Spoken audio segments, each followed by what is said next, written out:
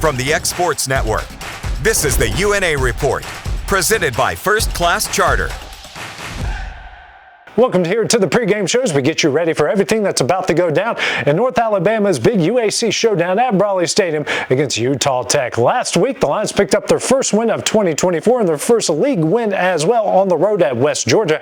Let's recap that big win on the road against the Wolves. UNA looking for their first win of 2024 on the road, taking on their old rivals of West Georgia. Here in the first quarter, up 3-0. David Widener punches it in from a yard out. 2-point conversion fails as the Wolves lead it 6-3. Here in the second game, tied at 6, it's Widener again. This time taking it in from 12 yards out. As West Georgia retakes the lead at 13-6. Ensuing drive here for the Lions. T.J. Smith going to lob it up for Takiri Kennebrew. Makes the catch in the back of the end zone. It would be 13-all as we head to the half. Moving ahead here in the third, Smith going to lob it up for Dakota Warfield, who makes the amazing one-handed catch. That makes it 20-13 heading into the fourth quarter. Now up 23-16, the defense comes alive for the Lions. Jackson Braden going to sack Widener in the end zone for the safety, and that's all the Lions would need as they pick up their first win of 2024 and their first league win of the season as well, topping the Wolves 25-16.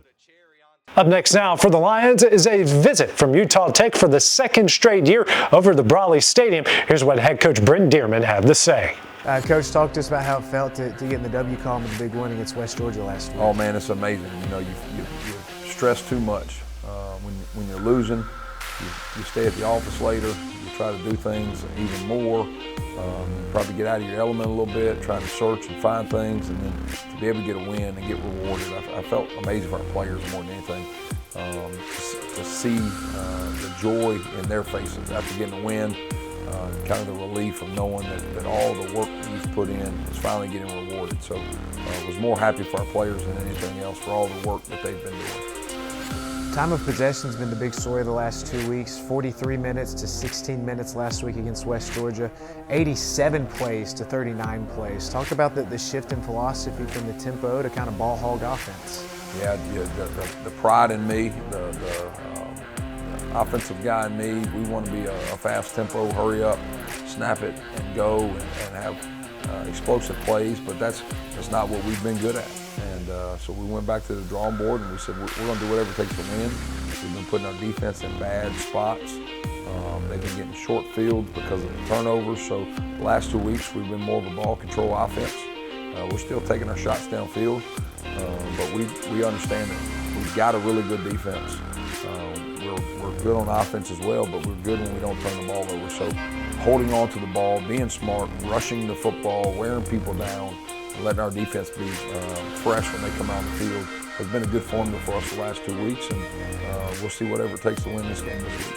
The UAC announced Scott Payne as the Special Teams Player of the Week, 3 for 4 in his field goal attempts. Leads the league in field goals made. He's a newcomer this year. Just how reliable of an option has he been? Oh, he's been huge for us. You know, Scott's a guy that was at Middle Tennessee when I was there.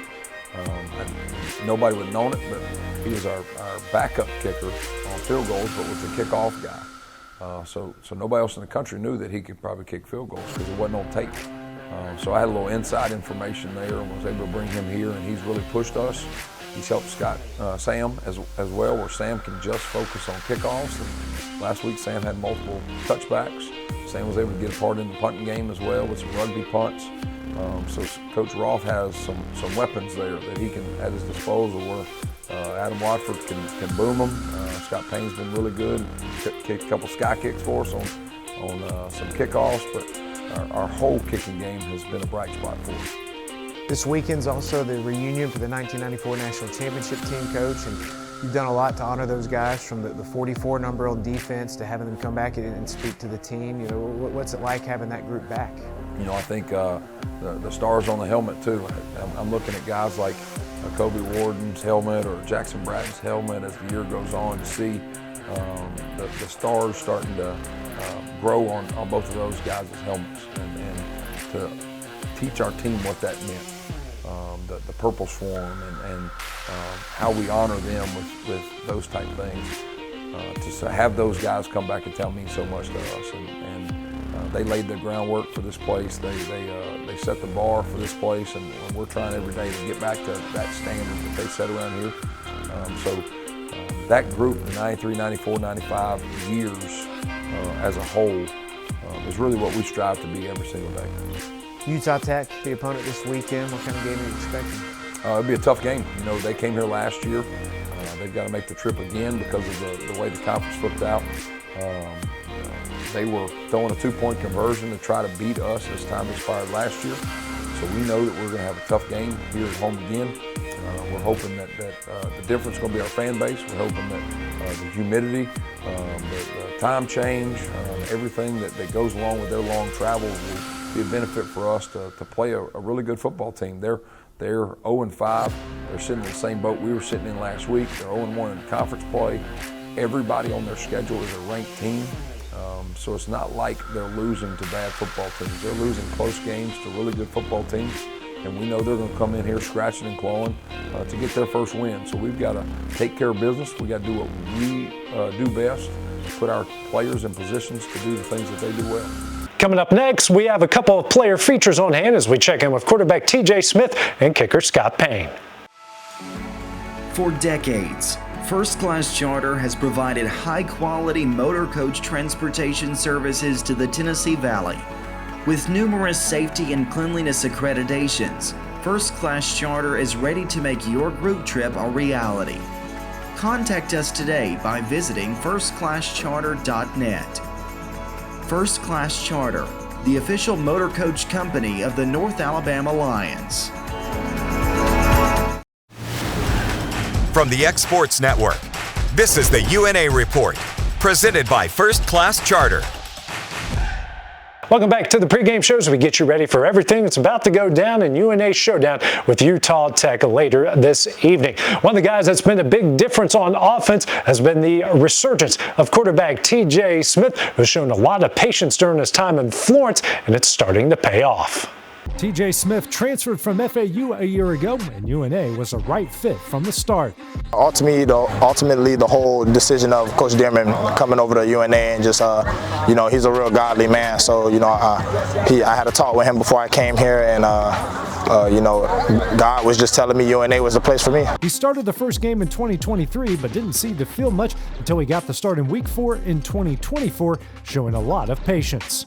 I mean, I give all credit to God, just going through something like that mentally, it just kind of, I wouldn't say destroyed me, but it crippled me a little bit mentally, just having that mindset of just like dang, when is it going to be my turn or why isn't it me? But, eventually I just gave up on wanting to be the starter right away and just let God handle everything outside of my control. So, and here I am.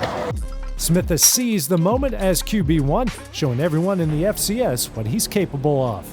The first game didn't go as I wanted to against Tarleton, but that's also on me not being prepared body-wise and cramping up in the third quarter and not being able to finish a game for my guys. But the second game, I was more prepared, hydrated. The trainers made sure I was stretched out a little bit more, and I was just ready to go out and get a win. The Lions have gone to a more ground-heavy attack, something that certainly fits TJ's game. The run game really suits me a little bit more than any other quarterback, I would say. Not that the other quarterbacks aren't mobile, it's just, just being a South Florida guy, we breed a little bit more athletic guys down south. So, it's just part of my game that I developed further on after high school. Smith has a lot of confidence in his guys moving forward, and he knows they have what it takes to win the league. Since every game is winnable, like you said, in my opinion, and I feel like everybody else on my team would agree that we are honestly the best team in our conference. And it just started with the quarterback position. I felt like I could make an impact right away once I got in the game and just make the most of the talent around me. Now over to the special teams side where Scott Payne certainly been a boost for the Lions so far this season. He was a transfer and he comes into his final year here in Florence looking to make a difference. Scott Payne has enjoyed his first season at UNA as he has been welcomed with open arms. It's been great, man. A lot of guys love each other. I can tell they love the specialists, which is great. It's hard to find somewhere who can put so much trust in the specialists every day. I love the coaching staff. They're great and everything. But we just got to keep putting our foot in front of the other. The Middle Tennessee State transfer wanted a chance to play, and he knew North Alabama was the perfect place. I just knew I wasn't going to have a good shot at starting at my other school because we had one of the best field kickers in the country there. And I knew I would come here and win the job. And as soon as they offered me, I was like, all right, let's do this. Because Dearmon and I were, he was our offensive coordinator at NT for a while. And I knew his connections. And I knew as soon as he texted me and I got an offer for you, I'm like, all right, perfect. He has taken advantage of his opportunity, hitting all but one kick so far and being named the UAC Specialist of the Week. Well, I don't want to sound too cocky, but I think it's going pretty well right now. We got half the season's already gone through. We got another half right now, so I'm just focused on blessing God and giving him the opportunity, and of course, just taking each kick at a time. Being a kicker is a high-stress position, but there are no worries on Payne's plate. It's my last year, just enjoying every moment. Every time I go out there, just having fun. And I'm not trying to worry about what happened with this, what happened with that. I'm not worried about the snap, I'm not worried about the hole. I trust those guys, and I'm just out here having fun at this point. I'm trying to soak it all in before I'm done with this sport I love. Scott and the rest of the Lions have a few games left in 2024, and they still have all of their goals right in front of them. The team has a very good chance of winning conference. We had a rough start, of course, but right now I feel like this win underneath our belt this past week has really boosted up a lot of people's confidence and how well we can actually be as a team. And for myself, I just know the specialists, and we had specialist-wise, we had a great game. Sam had touchbacks, Adam had good punts, Sam had good punts, Curry's had great snaps. So right now I'm just focused on next kick, of course, but I got goals back in my mind to have for myself, and that's all I'm focused on right now. That does it for the pregame show. Kickoff between the Lions and Utah Tech will be at 4 o'clock this early evening. And of course, you can check out all the highlights going down later on our postgame report. From the X Sports Network, this is the UNA Report, presented by First Class Charter.